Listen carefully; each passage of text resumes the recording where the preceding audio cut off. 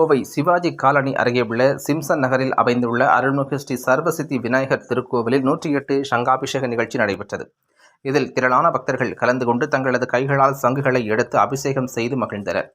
கோவை மாவட்டம் சிவாஜி காலனி அருகே உள்ள சிம்சன் நகரில் அருள்மிகு ஸ்ரீ சர்வசித்தி விநாயகர் திருக்கோவில் அமைந்துள்ளது. இத்திருக்கோவிலில் 45வது ஆண்டு விநாயகர் சதுர்த்தி விழா கோலாகலமாக கொண்டாடப்பட்டது.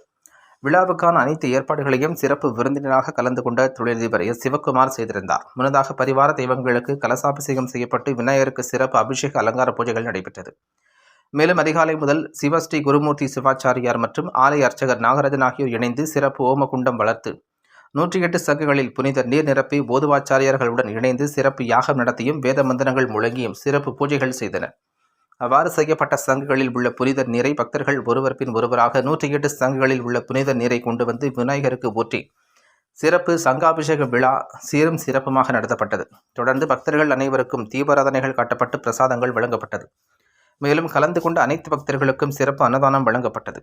இந்த நிகழ்ச்சியில் ஸ்ரீ சர்வசித்தி விநாயகர் திருக்கோவில் ட்ரஸ்ட் தலைவர் மனோகரன், செயலாளர் லயன் டாக்டர் வி நடராஜன், துணை செயலாளர் பிரபாகரன், பொருளாளர் கந்தசாமி, துணை பொருளாளர் கேசவன் மற்றும் நிர்வாகிகள் கார்த்திகேயன், சுகுமார், சரவணன், பரணிதரன், சங்கர் உள்ளிட்ட பலர் கலந்து கொண்டனர் என்பது குறிப்பிடத்தக்கது.